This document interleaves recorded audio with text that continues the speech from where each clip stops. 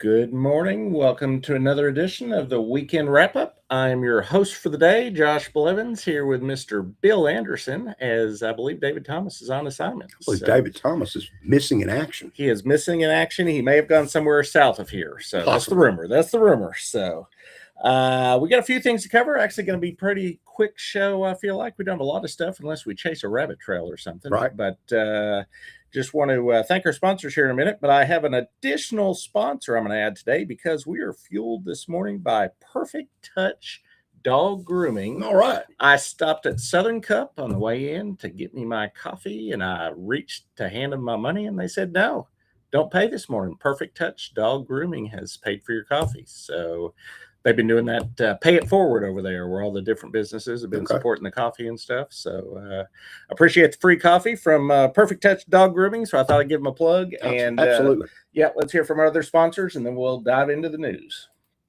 For clear vision and trusted care, choose Cutting Edge Optical. We offer comprehensive eye exams powered by 20/20 exams, expert contact lens fittings, and a wide selection of quality frames to match your style and budget. Need glasses fast? We even offer same-day eyeglasses to keep you seeing clearly without the wait. Our experienced team is committed to personalized service and helping you see your best every day. Visit Cutting Edge Optical at 1114 North Main Street in Shelbyville or call 931-488-5778 to schedule your appointment today. Get the results you want with the personalized service you deserve at Dennis Young Insurance Agency. As a local independent agency, we offer coverage from several different companies, including Erie. So whether it's auto, home, life, personal, or business, we can find the right coverage to meet your unique insurance needs. And with a rate lock advantage, your rates won't go up as long as you do not change drivers, autos, or addresses. Contact us at Dennis Young Insurance Agency, insuring Shelbyville and surrounding areas since 1988. When you're ready to buy or sell in Middle Tennessee, you want someone who knows this community inside and out. Meet Diane and Madison Arnold, Shelbyville's trusted real estate team with decades of local experience and award-winning results. Whether it's finding your dream home, pricing your property to sell, or navigating every step of the transaction with confidence, they're with you from start to finish. As part of Coldwell Banker Southern Realty, they pair hometown expertise with powerful market tools to help you move with confidence. Call Diane and Madison today and experience the personal service and local knowledge that makes all the difference. We want to thank our three sponsors, the Arnold Dream Team at Coldwell Banker Realty, and Dennis Young, who's been with us for 48 years, I think Dave and I determined last week. And then also Cutting Edge Optical. They used to be over across from the Pig, and they have moved up to North Main Street. So if you need your glasses or contacts or your eyeballs fixed, go see Cutting Edge Optical. So let's dive into the week. Not a whole lot went on this week, Bill. I did not have a crazy week. I only went to one government meeting all week. But before we get into local government, let's talk about our ongoing Uncle Nearest story, which continues to drag on. We're into month, I don't even know. It's been going on for a while. This was Thursday was another deadline for paperwork and filings. This was another round of back and forth of he said, she said, they said, the bank said. So I did one article this week. This was from the receiver's perspective. He filed two very short documents and basically said he stood on what he'd already previously filed. He was just going to wait on the judge to rule. He did make some accusations saying he felt like maybe Fawn Weaver was being a little overly aggressive on social media with some of her posts where the judge had said he'd rather keep everything in the courtroom rather than out in the court of public opinion. So we'll see what goes on there. There were also filings from the bank that I didn't even write on, also filings for the Weavers I didn't get to. But basically it comes down to the judge now has everything in his court. He's got to decide. He doesn't have a deadline. He's the judge. He can decide when he wants to. I'm assuming he's going to decide pretty quick, probably as early as this coming week, on whether to keep the receivership in place. Has it served its purpose? Does he need to keep it going on? I think part of his decision could be, is the business even viable at this point? They're paying a lot of money for this receivership. They could just pull the receivership out and shut the whole thing down and start in the foreclosure side. The other option he's looking at is there's 7 additional companies that are not in the receivership right now, some of which involve property here in town, like the U.S. Bank building, the Old Times Gazette building. And he's got to decide, do those get pulled into the receivership, where Farm Credit maybe gets a little bit of those assets as well. Because as far as I know, they're still owed a fair amount of money, like $110, $120 million. It's hard to keep up, but quite a bit. So we should know that this upcoming week, I think, but he's not on a deadline, so he can rule when he feels like ruling. So Where do the back taxes, Josh, fall in this one with him? there are property taxes owed for sure to the county and the city on some of these buildings, like the 3 properties that David and I talked about last week, I believe, they're up for foreclosure on March 20th if they don't get rolled into this receivership. Several of those properties, there's money owed to the county, there's money owed to the city from 2024 property tax. The main property on 231 that's in the receivership, I think he's working his way through and cleaning up some of that stuff. So the receiver's got money flowing and he's taking care of things, but some of the side properties are still. So if the property goes to a sale, and we have a sale on all 3 properties, does the county and the city get their money first? They get their money as part of the deal. Yeah, you Okay. can't get clear title without Right. paying off property tax. That would all happen at closing, so all that money would flow through, and the Gotcha. city and county would be in good shape, and then somebody else would have the buildings. So we'll see where it goes. I don't really have a prediction at this point. I'm thinking he's going to keep the receivership around. I can't tell yet if he's going to roll in the other 7 companies or not, but that'll be his call, and we'll know soon. He's also got a separate issue. He's got to rule on the one house up in Martha's Vineyard that currently has 3 offers on the table and decide if he wants to allow any of those offers to go through. There's actually additional filing from the Weavers. They have a 4th party that's interested in the property, but whereas the 3 offers on the table right now are for about $2.6 million, they're wanting to work a deal where this other person that they know pays $900,000 for it. And the mortgage to the bank that currently has the first mortgage on it, that mortgage would stay owed at that point. So I can't see that the judges want to go to that direction. I don't think we want to be loaning anybody more money. $900,000 and leave that mortgage open. But that's another option that's on that property as well. So there's a lot going on. I think the biggest thing with that, I mean, obviously for us locally is, and this has been in some of the recent stuff, their biggest expense is payroll as an operating concern. And for us, look, that's 70 jobs. They've still got 70 people employed there. So that's still 70 people going to work every day, drawing a paycheck. And it's important to them to continue to have the paycheck. It's important to the local economy to continue to have those jobs. And then also, But if it's not making any money, you can't just keep employing people. You can't keep paying them forever. Yeah, at some point this needs to get fixed. Yeah, this needs to get fixed. So yeah, that payroll is not going to pay itself. So yeah, so we'll see. The only meeting I went to this week, as far as a official meeting, City Council. We met for a study session on Tuesday evening. It was not an overly long meeting. We got presented the annual audit on city finances for the city of Shelbyville. Last budget year, revenue was up $980,000 from the previous year. That actually was $3 million more than they showed on the budget heading into the year. And then expenses were also up $2.5 million over the previous year. And 2 of those would be expected: public works and public safety. The third one on the list was legal fees. Don't know what legal fees could involve, Bill, but I think we both do. I think we know what those involve. Yep. We won't dig into that too deep, but that is an unfortunate side effect of the ongoing situation between the city and the county that hopefully will be resolved in 2026. Rest assured, the attorneys always win. The lawyers are winning. They're getting the money. So that was the 3 things that went up mainly. General fund expenses actually came in $3 million under the budget at the start of the year. So overall, it basically was about an even wash for the city. They predicted that we would be in the red for the year.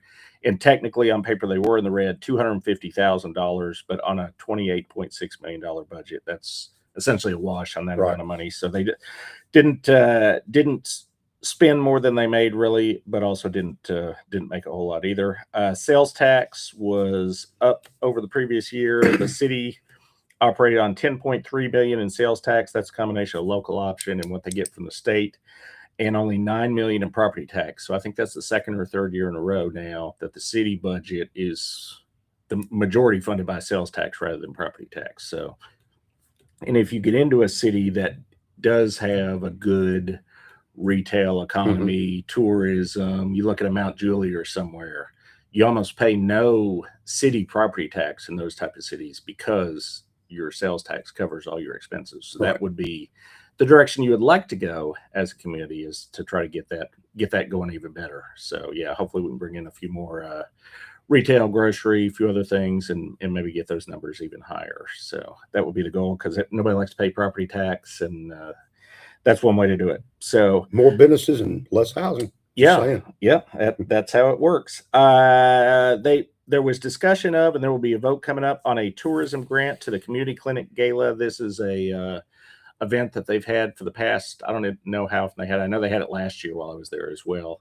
This is it funds the Meharry Dental Clinic, where they come in and do the low cost and free dental work, and then also the community clinic where they do the free and low cost medical at the over there on Dover Street, I believe. So discussion of the strategic plan. We had a meeting a few weeks ago where we met for 6 long hours and talked about the what going forward, what kind of our priorities are going to be for the city as far as spending. And they gave us that kind of in a document format we've got to review before the meeting and decide if we want to make any tweaks to it or not. But high on the list are things like the police and fire headquarters that have been the same since the 1960s, I believe.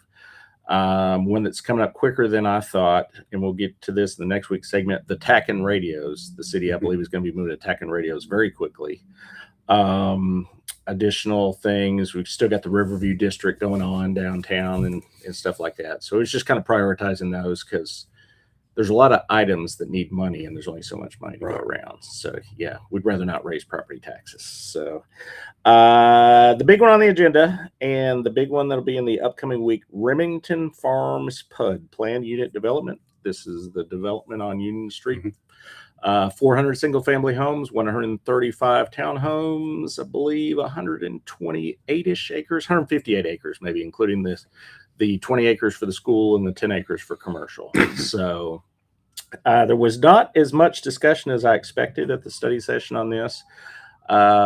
It was mentioned, obviously, the traffic is the biggest concern. And at least one council member said traffic's coming, whether we like it or not, which is somewhat true. But I feel like, but if you add 1,200 cars to something that wasn't there, that's not just traffic. That's everyday traffic. That's not, every day. That's not rush hour. That's just, it's a lot of traffic. Yeah. And on the road, but I don't know if it's equipped for it. It's already crowded. Just anecdotal, and this is not, official stats or anything, but it just so happened Thursday night, as I was trying to drive across Union Street, there was a bad wreck at Cloverdale, and Union Street was closed in both directions for about 30-45 minutes Thursday night. So I don't know if that was any kind of a sign or anything, but that was, yeah, we've had a number of those at Jennings Lane as well. I know a number of wrecks there. So that will be on the upcoming agenda for Thursday night. And then really the last item that we talked a decent amount about was we're trying to get new Welcome to Shelbyville signs. I guess they put up those wood signs back in the 80s, they said maybe, and the letters have fallen off and they're looking kind of bad. The one on 41A on my side of town has been removed completely when they rebuilt Brad's Market. So they're looking to get between 4 and 6 signs. We got bids from, I think, at least 3 different companies. We have about 5 or 6 to choose from. So we might make that decision as early as Thursday. So gonna go with a metal sign this time, or? These are some kind of a composite material. If you've seen that kiosk that they put in front of the courthouse annex where they hang the posters and stuff in it, whatever material that is made out of, that seems to be the current, that's all the rage in the sign business apparently, because multiple different companies submitted that type of material as the way to do it. They said that's what does the best. It has to, there's certain standards too, because it sits by a state highway. It's got to have some breakaway stuff to it. You don't want somebody in a car hitting it and it's such a heavy, concrete piece of stone thing that doesn't move that it injures somebody, because then you may have a lawsuit kind of thing. So So that's all involved. And really, that was it at the study session. So, other than that, the other big thing of the week was Friday morning, we had the governor rolled in town, Governor Bill Lee, and this was the first official event put on by the brand new Bedford County Chamber of Commerce. So, it was announced, when was it announced? Wednesday or Thursday evening, that the chamber had rebranded and hired a new CEO. And I'm going to slaughter the pronunciation of Joe's last name. Joe Margisoni. Margisoni. Mhm. And he is the new CEO. He's come over from United Communications. And I think you knew a little about him. I from know the a lot past. about What do this you know guy. about Joe? I'm going to brag on this guy. I met him back when I was in radio, especially back in the 90s. And he brought, it was a part of Cellular One before there was Verizon. Yeah. So he got the cell thing going here, and he did a great job. He did a great job with Verizon. Moved on later, different stuff. Did a great job with United. As you can tell, all the stuff that's happened there. Oh, yeah. I don't think you could have gotten a better person to run your chamber than Joe Margisoni. He's top notch. He did a good job at the one event I've been to with him. I don't know him personally at all. I've run into him prior to this when he was selling for United. So I think it was a good choice. I've seen the online chatter about, is this person still connected? Is that person still connected? We don't know all of what's gone on behind the scenes yet. I do know that we have been told there has definitely been some changes in the board of directors and whatnot. So we will let them make those announcements when the time comes. But I think you're going to find that this is a fairly new organization with new board members that's going to hopefully move forward and find a way to have the city and the county work better together on chamber operations.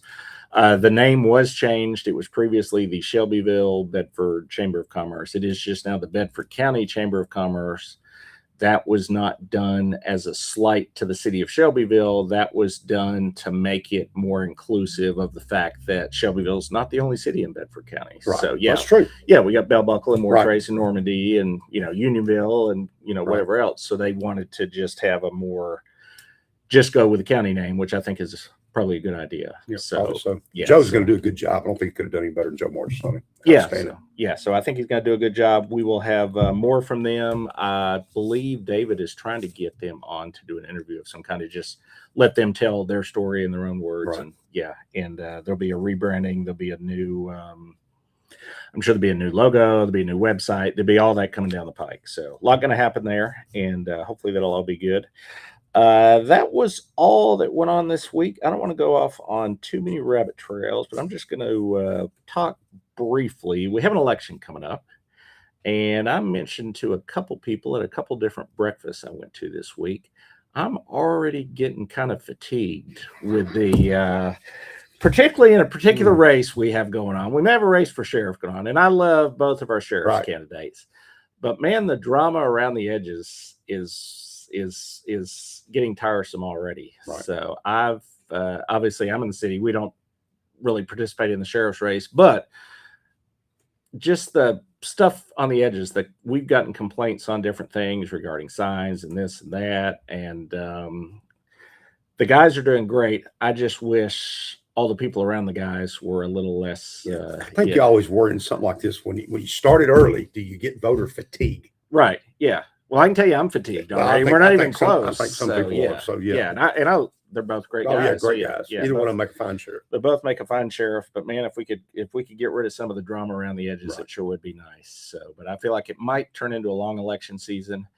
But we'll see where that goes. Tonight is the first round of big events. We'll talk about that here in just a second. But things are definitely gearing up. We will have a final list of candidates, I believe Tuesday, whatever the 11th is. I got a almost final list on Friday, but there's still a couple people possibly going to qualify for the property assessor's race. So I have not posted that yet, but they have until the 11th to qualify. So as soon as we get that, we'll put that out online, and then going forward, hopefully we'll have a less dramatic season, although I'm not counting on it. No, I don't count on it at all. I don't count on it at all. So, all right, with that, let's hear from our three sponsors: Cutting Edge Optical, Dennis Young, and the Arnold Dream Team at Coldwell Banker. And then we will come back and talk about the upcoming week, because I actually have a very busy week coming up. I have between 1 and 2 events every single day this coming week, but we'll talk about it here in just a second. For clear vision and trusted care, choose Cutting Edge Optical. We offer comprehensive eye exams powered by 20/20 exams, expert contact lens fittings, and a wide selection of quality frames to match your style and budget. Need glasses fast? We even offer same-day eyeglasses to keep you seeing clearly without the wait. Our experienced team is committed to personalized service and helping you see your best every day. Visit Cutting Edge Optical at 1114 North Main Street in Shelbyville or call 931-488-5778 to schedule your appointment today. Get the results you want with the personalized service you deserve at Dennis Young Insurance Agency. As a local independent agency, we offer coverage from several different companies, including Erie. So whether it's auto, home, life, personal, or business, we can find the right coverage to meet your unique insurance needs. And with a rate lock advantage, your rates won't go up as long as you do not change drivers, autos, or addresses. Contact us at Dennis Young Insurance Agency, insuring Shelbyville and surrounding areas since 1988. When you're ready to buy or sell in Middle Tennessee, you want someone who knows this community inside and out. Meet Diane and Madison Arnold, Shelbyville's trusted real estate team with decades of local experience and award-winning results. Whether it's finding your dream home, pricing your property to sell, or navigating every step of the transaction with confidence, they're with you from start to finish. As part of Coldwell Banker Southern Realty, they pair hometown expertise with powerful market tools to help you move with confidence. Call Diane and Madison today and experience the personal service and local knowledge that makes all the difference. We want to thank one last time the Arnolds, Coldwell Banker Realty, Dennis Young Insurance, and Cutting Edge Optical. Let's talk about the upcoming week. A lot busier on my calendar than the previous week was. We will start with the day that we're currently sitting in, Saturday, from 4 o'clock to 5:30. The Wartrace Volunteer Fire Department is having a spaghetti dinner. $12 at the door, $10 if you'd already gotten your ticket in advance. After the dinner, they're going to have an auction at 6 o'clock. I believe they are also raffling off a Glock and some kind of a long gun shotgun or something as part of that. So that's a good way to support the Volunteer Fire Department of Wartrace. So 4 to 5:30 if you want to eat, 6 o'clock if you want to go to the auction. And then at the very same time, just down the street, so I'm going to bounce back and forth to try to hit both of these, the Bell Buckle Volunteer Fire Department having their annual chili dinner. The judges will be there from 5 to 6, so don't go unless you're a judge. But if you want to eat the chili, show up at 6 o'clock, and you can eat some chili with the Bell Buckle Volunteer Fire Department tonight in Bell Buckle. Monday morning, I will hit the ground running at the city pre-planning meeting. This is the meeting before the meeting. This is what month are we in? March. So this will be the items that will be voted on at the April Planning Commission meeting. This is when the developer comes in and presents their project to the department heads, and they go over it with them and give them comments as far as, hey, you need to fix this or this, or this doesn't work or whatever. So that will happen Monday morning. Monday evening, 6:30 on Colorado, as the Bedford County Republican Party meeting. They are gearing up for their Reagan Day dinner the following month, and they are also going to be talking about the fact that there is a primary coming up, which we just kind of mentioned election season. I believe the primary is May. It's a low number in May. It's very early in May. Look it up. Google it. It's early in May. And Tuesday evening, will be at the historic courthouse on the square. This is a committee I'm in. This is the Senior Property Tax Freeze Committee. We will be continuing to review the option of, hopefully, if all works out according to as I would like it to, seeing if we can bring the senior property tax freeze to Bedford County and also the city of Shelbyville. This is a program that the state instituted following a constitutional amendment and a referendum statewide. People voted and thought this was a good idea back in 2007. So far, a little over 2/3 of the state, as far as by population, has access to this. If you lived in Rutherford County, if you lived in Nashville, a lot of those bigger communities now, you could have done this for quite a few years now. What you do is you file an application every year with the trustee's office, And as long as you meet the income criteria, your property taxes are frozen for the remainder of your life. You do have to do that application every year to make sure you still qualify. But we will be having somebody in from the state, from the comptroller's office, is due to come in and speak to us and explain how the program works from the state's end, and then answer any questions we have. So that'll be at 5:30 on the second floor of the courthouse. And then we will walk across the hall at 7 o'clock to the county commission meeting in the big courtroom in the courthouse. And wasn't a whole lot on this month's agenda that I saw. So not a whole lot going on. Actually been kind of quiet the last few months, honestly. So next day, Wednesday afternoon, the city pension committee is meeting. I'm not on that, but they've invited us on the benefits committee to come in. We're looking at the city of Shelbyville to possibly get on TCRS. That is the state retirement plan.